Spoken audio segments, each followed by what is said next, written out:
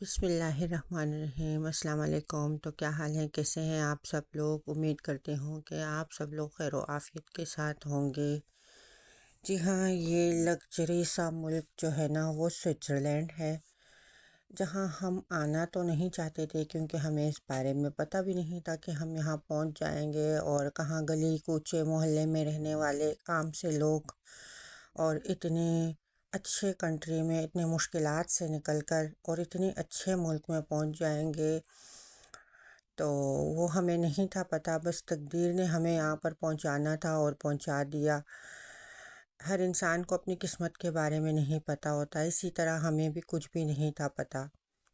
जहाँ हमारी बात एजेंट के साथ हुई थी तो उन्होंने हमें जो है ना जर्मनी का वीज़ा लग गया है ये कहा था, और कहाँ उन्होंने हमें किन किन रास्तों से और कितनी मुश्किलातें काटे हमने और क्या हुआ और कहाँ के कहाँ पहुँच गए। तो ये हमारी थोड़ी सी ये मैंने बात इस वजह से ऐड की है क्योंकि ये एक ऐसा लग्जरी मुल्क है कि यहाँ तक पहुँचना नामुमकिन है। अगर बाय वीज़ा आप आना चाहें, अगर आप बहुत ज़्यादा मालदार हैं और आप अपने जो है ना विज़िट कर रहे हैं, या आप कोई टीवी आर्टिस्ट हैं, ज़ाहिर है वो आ सकते हैं, कोई बड़े से बड़े यूट्यूबर हैं तो वो आ सकते हैं विज़िट के लिए। रहना यहाँ पर नामुमकिन है। हाँ, अगर असाइलम किसी ने लिया हो तो फिर वो एक अलग बात है। फिर भी वो किस तरह रहे, उनके क्या सिस्टम है क्या नहीं, इतना लग्जरी मुल्क है मैं आप लोगों को बता नहीं सकती। यहाँ की तनख्वाहों के बारे में सिर्फ बात करूँगी आज, कि यहाँ पर कितने हाई लेवल की तनख्वाहें हैं। यहाँ पर एक आम सा जो आप काम कर रहे हैं स्वीपर का, यानी कि आप सफाई का काम कर रहे हैं, मैं आसान अल्फाजों में कहूँगी ताकि सबको ही सही से समझ आ सके मेरी बातें। पिछले दिनों किसी भाई ने, कोई इंडियन भाई थे, उन्होंने दुबई से मुझे मैसेज किया था। मैं जो है ना शिप चलाता हूँ, यानी कि मैं शिप का कैप्टन हूँ। तो क्या यहाँ पर अगर मैं आ गया तो मुझे यहाँ पर नौकरी मिलेगी। तो ऑफ़ कोर्स अगर आप वहाँ पर 100% शिप के कैप्टन हैं और आपको अच्छी इंग्लिश आती है, यहाँ आने के बाद आपको फ़्रेंच सीखनी पड़ेगी, और वहाँ के आपके जो भी डॉक्यूमेंट्स यहाँ पर बहुत अहमियत रखते हैं। आपके पास जो वहाँ के डॉक्यूमेंट्स, वहाँ का जो शिप का ज़ायरे लाइसेंस वगैरह हर एक चीज़ आपके पास होगी तो ऑफ़ कोर्स यहाँ पर आपको बहुत इजीली जॉब मिल सकती है। सिर्फ़ आपको ज़बान सीखनी लाजिम होती है यहाँ पर, जो हम अब तक सीख रहे हैं।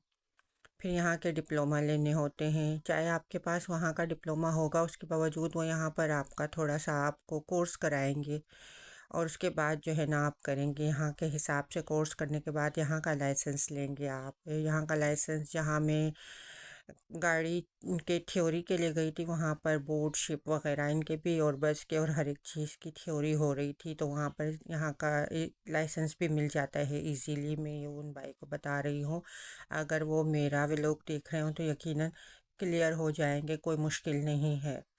और दूसरी बात तनख्वाहों की मैं करूँ, एक छोटी सी छोटी नौकरी, फॉर एग्ज़ाम्पल अगर आप स्वीपर हैं, यानी कि आप कहीं पर सिर्फ सफाई का काम कर रहे हैं, तो उसकी भी हाई लेवल की तनख्वाहें हैं यहाँ पर। तो फिर एक बड़ी सी बड़ी ये शिप तो एक बहुत बड़ी बात होती है, बहुत बड़ी बात होती है। हाई से हाई लेवल की तनख्वाहें होती हैं यहाँ पर, आप लोगों की सोच है। तो मैं अगर मिनिमम और मैक्सिमम को छोड़ दूँ, मैं आसान अल्फाजों का इस्तेमाल करूँ क्योंकि बहुत सारे लोग ऐसे हैं जो मिनिमम और मैक्सिमम को भी नहीं समझ पाते, बहुत सादा लोग होते हैं। तो मैं एक आसान अल्फाज में बताऊं कि कितनी सैलरियां होती हैं यहाँ पर। एक छोटी सी जॉब यानी कि एक स्वीपर की जॉब की भी मैं बता दूं, और एक किचन में जो वर्क करते हैं इसमें एक आता है aide de cuisine, aide de cuisine यानी कि हेल्पर, और एक आता है कुजीनियर। कुजीनियर कहते हैं कि किचन का जो शेफ़ होता है उसे कुजीनियर कहते हैं। तो इन दोनों की सैलरी डिफरेंट होती है। जो हेल्पर होता है उनके 4,000 से स्टार्टिंग है, 3.5 से तो 100% है, और 4,000 तो है ही है। और जो कुजीनियर हैं उनके 5-5.5 हज़ार, क्योंकि मेरे हस्बैंड ख़ुद भी एक कुजीनियर है, तो 5.5 हज़ार इनकी तनख्वाह। उनकी स्लिप भी मेरे पास मौजूद है, किसी दिन मैं शो कराऊंगी आप लोग के यकीन दहानी के लिए, कि 5.5 हज़ार तनख्वाह। और फिर जितने बड़े सिटी में आप जाएंगे ना, फॉर एग्जांपल जिनेवा हो गया और ज्यूरिख हो गया, ज्यूरिख तो बहुत ही लग्जरी है, वहाँ पर और हाई लेवल की तनख्वाहें हैं। छोटे शहर में थोड़ी कम तनख्वाह, बड़े शहर में हाई लेवल की तनख्वाह। लेकिन प्रॉब्लम यहाँ पर ये है कि आप जितने शहर चेंज करोगे तो यहाँ पर ज़बानें भी चेंज हो जाती है। जैसे कि फॉर एग्जांपल हम यहाँ पर रह रहे हैं फ्रेंच पार्ट में, अगर हम यहाँ के कैपिटल 1 घंटा आगे हमसे दूर है तो हम वहाँ पर चले जाते हैं, वो बर्न है, बर्न चले जाते हैं तो वहाँ फिर डच शुरू हो जाता है। फिर ज्यूरिख चले जाए तो वहाँ डच है। फिर कहीं थोड़ा सा इधर उधर हो तो इटालियन है। यानी कि जहाँ जहाँ जो जो शहर लग रहा है, कांटोन लग रहा है, सूबा लग रहा है, तो ज़बानें भी चेंज हो रही हैं। प्रॉब्लम सारी ये है। तो आप उस जगह पर काम करें जहाँ आपको इजीली आप बोल सकें, आप लैंग्वेज को समझ सकें। तो मेरे हस्बैंड तो खैर रहते हैं हम लोग फ्रेंच पार्ट में, तो जो उनका वर्क वो जर्मन पार्ट में था, तो काफ़ी मुश्किल भी हो जाती थी। लेकिन प्रॉब्लम ये है कि क्योंकि ये शुरू में जो वर्क करते थे तो ये किसी पाकिस्तानी के साथ उनके होटल में करते थे। लेकिन अब क्योंकि वहाँ पर नहीं है, क्योंकि आने जाने का भी काफ़ी प्रॉब्लम होता था, तो छोड़ दिया। तो मैं ये तनख्वाहों के ऊपर फ़िलहाल बात करूँगी कि हाई लेवल की तनख्वाहें हैं। आप अगर एक दिन की मैं बात कर रही हूँ, किसी के घर, जैसे फॉर एग्जांपल हम पाकिस्तान में किसी के घर जाते हैं और हम मासियाँ कह लूँ, मैं पाकिस्तान और इंडिया की मैं बात करती हूँ, मैं मासियाँ कह लूँ कि मासी किसी के घर काम करने जाती है और एक दिन उसके घर की सफाई करती है, ठीक है। तो उस सफाई के उसको कितने एक दिन के पैसे मिलते होंगे, शायद पर मंथ ही पे करते होंगे लोग उनको। तो यहाँ पर भी ये काम बहुत ज़्यादा है। इस तरह नहीं है कि आपने मुंह उठाया और किसी के घर चले गए, यहाँ पे कॉन्ट्रैक्ट पे सारा काम होता है। आप घंटों के हिसाब से काम करते हैं। 5 घंटे अगर आपने किसी के घर काम कर लिया ना, यानी कि काम तो कुछ भी नहीं होगा, बस आप यूं ही खींचते रहोगे काम को कि मेरे घंटे हो जाएं। यानी एक घर की सफाई में पूरा दिन तो नहीं लगता, लेकिन लगाना पड़ता है यहाँ पे, क्योंकि बहुत गहरे नज़रों से सफाई करनी पड़ती है यहाँ पर। और इतने साफ घर होते हैं, ऐसे शीशे की तरह घर को फिर से शीशा बनाना होता है। तो वो उस पे लोग खामखा के घंटे खींच रहे होते हैं। तो वो 1 घंटे के आपको यहाँ पर 100 यूरो मिल जाते हैं। यहाँ पर तो यूरो नहीं चलते, मैं यूरो इसलिए कह रही हूँ क्योंकि यहाँ पर फ्रैंक्स चलते हैं। तो आप लोग को फ्रैंक्स के बारे में शायद ही मालूम, फ्रैंक हर जगह पर नहीं चलते, सिर्फ स्विस में चलते हैं। तो 100 फ्रैंक्स और यूरो दोनों करीब करीब हैं। तो इससे आप अंदाज़ा लगाएं कि एक दिन किसी के घर में जाकर आप झाड़ू पोछा करेंगे ना, एक बात मैं बता रही हूँ, तो उसको आपको 100 फ्रैंक 100% मिलेंगे। 100% आप जेन में रखें, मेरे ख्याल से 25-30 हज़ार रुपये पाकिस्तानी होते हैं एक दिन के सिर्फ। ये घंटों के हिसाब की बात करें तो जब मैं यहाँ पर आई थी तो 22 रुपये घंटा था। अब मेरे ख्याल से कोई 30 या ऐसा 25-30 घंटा हो गया है। तो इतने में शुरुआत है यहाँ पर काम के, यानी घंटों के हिसाब से।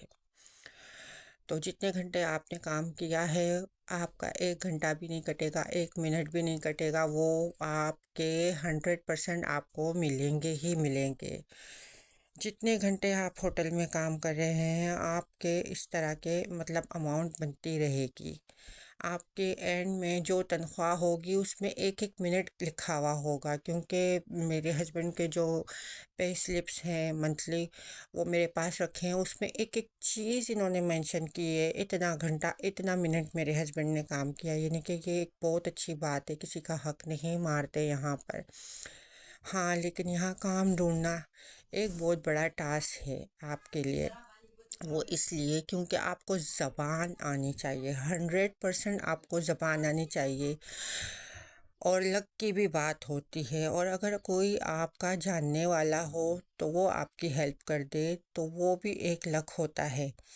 अदरवाइज़ यहाँ पर कोई जानने वाला किसी की हेल्प नहीं करता। लेकिन हाँ, जो रिफ्यूजीज़ होते हैं उनके लिए बहुत हेल्प होती है यहाँ पर। यानी कि हम काम करने के लिए जाएं तो हमें, जब हम कैंपों में आए हुए थे नए नए, क्योंकि हम रिफ्यूजी हैं यहाँ पर इस तरह से आए हैं, तो हम कैंप में थे, कैंप से उन्होंने हमारा काम स्टार्ट किया था। आप सोच नहीं सकते, हमको हल्का फुल्का काम वो लोग दे देते थे करने के लिए, जैसे कि मैं फ़ैशन डिज़ाइनर थी तो मुझे सिलाई का सारा काम आता था। मैंने सारे कैंप के अंदर बैठ के एक रूम पूरा मुझे दिया हुआ था उन्होंने, तो मैं वहाँ पर पर्दे और ये बेड कवर और तकियों के कवर और ये सारे सिलाई करती थी। तो इसका ये लोग हम मुझे वहाँ कैंप के अंदर पर हावर पे करते थे। ये सारा काम मैंने समेटा हुआ था। तो बाकी मेरे हस्बैंड और मैं वीकली वहाँ पर किचन में 100 लोगों के लिए खाना भी बनाते थे। वीक में एक टाइम कभी पार्टी हो कुछ भी, वो लोग एक एक रुपया वहाँ भी हमें पे करते थे। हालांकि वो एक्टिविटीज़ में आता है, किसी का हक नहीं मारते यहाँ पर। यानी हम कैंपों में रह रहे थे, किसी को झाड़ू का काम दिया हुआ था, किसी को टेबल साफ़ करने का काम दिया हुआ था, और उसके ऊपर लोगों के पैसे बन रहे थे वहाँ पर। यानी कि आप कुछ नहीं कर रहे हैं, आप बैठे हैं, खा रहे हैं, पी रहे, सो रहे, जाग रहे। अगर आपको 3 टाइम खाना खाया तो उस कैंप के अंदर जो टेबल लगे हुए उसको क्लीन कर दिया, वहाँ पर झाड़ू लगा दी, उसकी सफाई कर दी, इसकी सफाई कर दी, तो उसको भी आपको 10 फ्रैंक्स मिल गए। मतलब एक टाइम के मैं बात कर रही हूँ। तो मेहनत में कोई शर्म नहीं है। हमने किया है, हर तरह का काम किया है, यहाँ तक कि हमें भेजा गया है। हर जगह हम जाते थे, हमें ग्रुपों की सूरत में लेके जाते थे और कहते थे बाहर, क्योंकि स्विट्ज़रलैंड इतना क्लीन है, इतना साफ़ है, इतना साफ़ है, जिस तरह मैं दिखा रही हूँ आपको कहीं कोई इतना सा तिनका भी नज़र नहीं आएगा। तो वो हमें ग्रुपों की शक्ल में ले जाते थे और डिफरेंट एरिया में 4 4 लोग छोड़ देते थे वो लोग, और हाथ में एक थैला और कोई स्टिक हाथ में देते थे। वो कहते थे कि जहाँ आपको सिगार मिले, यानी सिगरेट का जो पिया हुआ सिगरेट जो लोगों ने पिया हुआ था, अगर रोड पे फेंका हो, आप सिर्फ उसे चुनकर इस बैग में डालें। शाम 4 बजे तक आपको ये काम करना है। लेकिन हम घूम घूम के थक जाते थे, घूम घूम के थक जाते थे। हमें वो सिगार नहीं मिलते थे रोड पर, क्योंकि लोग फेंकते ही नहीं है। फिर एक आध कहीं कुछ थोड़ी सी मिल गई तो मिल गई। ट्रेन स्टेशनों पे इधर उधर घूमते रहते थे, बस एंजॉय करते थे। और साथ में उन्होंने पूरा लंच का सामान, हमारे साथ गाड़ी घूम रही होती थी हमारी हेल्प के लिए। हमारे पीछे पीछे बड़ी सी गाड़ी थी, उसमें पूरा लंच का सामान था, उसमें फ्रूट्स, उसमें चाय, उसमें हर एक चीज़ पड़ी हुई होती थी। हम थोड़ी थोड़ी देर बाद जाना, अपना खाना पीना एंजॉय करना था, बस सिर्फ घूमना फिरना होता था। वो स्टिक से अगर हमें एक आध सिगार मिल गया, फिर हम इतने परेशान हो जाते थे कि हम शाम को जाएंगे कैंप में, वो हमसे पूछेंगे तुमने क्या चुना, हमारे पास तो कुछ भी नहीं है। फिर हमारे हाथों में तो ग्लव्स लगे होते थे, हम ज़बरदस्ती डस्टबिन में से कुछ कचरा निकाल कर और उसके अंदर डाल देते थे कि चलो हम वहाँ जाके ये शो करेंगे कि हमने। लेकिन वो लोग श्योरिटी नहीं मांगते थे, लेकिन हम डरते थे कि हम वो शो करेंगे कि हमने कुछ तो चुना है ब्लैक शॉपर के अंदर। तो लेकिन वो लोग ऐसा कुछ नहीं मांगते थे, वो कहते थे आप पुबेल कहते हैं डस्टबिन को, पुबेल करके आ जाओ। और आते ही वो हमें 20 का नोट, बल्कि 22 का नोट, 22 रुपए हमारे हाथ में रख देते थे। यानी हम पूरा दिन एंजॉय भी कर रहे हैं, चाय कॉफ़ी भी कर रहे हैं, घूम रहे फिर रहे और रोडों पे एंजॉय कर रहे हैं। और शाम में हम जब वहाँ पर पहुँचे कैंप में, तो हमारे हाथ में 22 फ्रंक हाथ में रख दिए गए। तो उसकी हमें इतनी खुशी होती थी कि हम लड़ते मरते थे कि हमें किसी तरीके से वो काम पर ले जाए। फिर वो इंटरेस्ट देखते थे कि आपका कितना इंटरेस्ट है काम में। यहाँ पर पहले दिन से आपको काम के लिए पुश किया जाता है। वो इसलिए कि ये बहुत महंगा मुल्क है, हर बंदा अपनी ज़िम्मेदारी खुद उठाए। क्योंकि जिस तरह की यहाँ की तनख्वाहें हैं ना, इसी तरह के यहाँ के टैक्सेस है, इसी तरह के यहाँ के घर के रेंट हैं।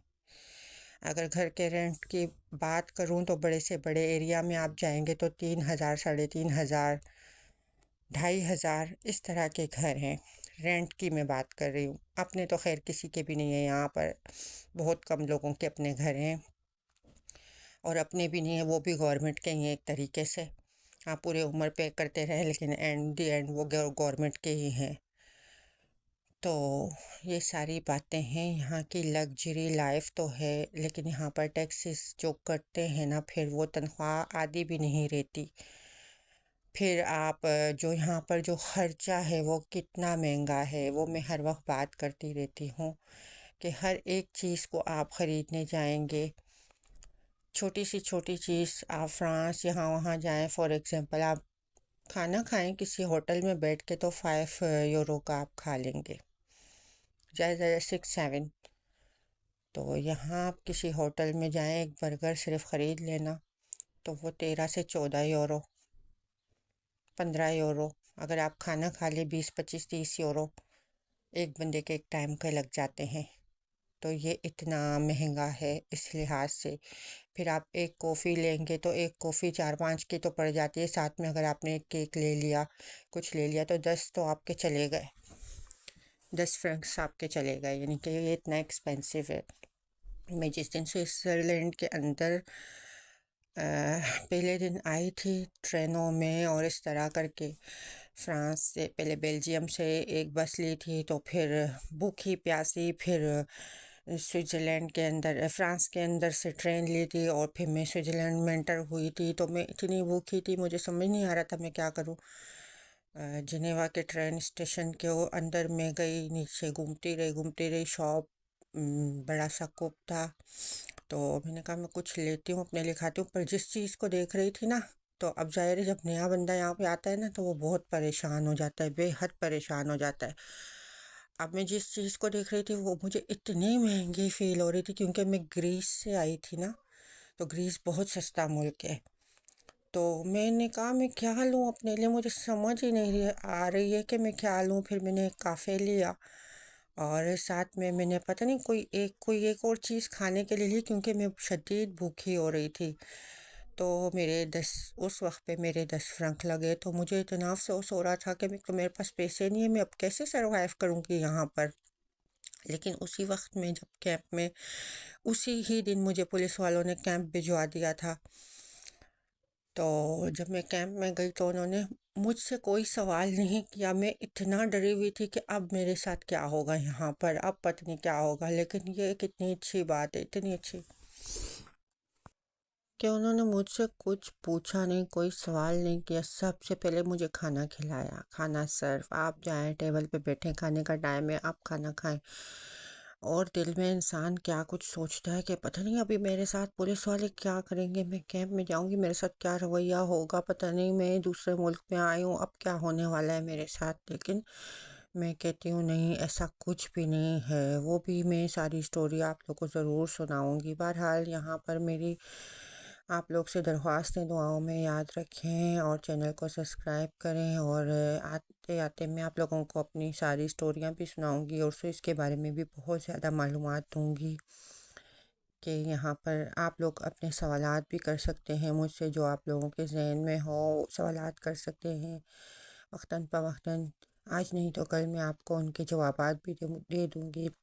अगर मैं हो सके तो वीडियोस में दे दूँगी, हो सके तो मैं आप लोगों को बराह रास्त किसी भी तरीके से जवाब दे दूँगी। और यही था मेरा स्विस का सफ़र, लग्जरी मुल्क का, कि मैं यहाँ आना नहीं चाहती थी, किस्मत ने मुझे पहुँचाया। लेकिन एक बहुत बहुत कामयाब जगह पर, बहुत अच्छी जगह पर मुझे पहुँचाया है। यहाँ पर आने के बाद बहुत मेहनत की है, अभी भी कर रही हूँ, और ज़ीरो से हीरो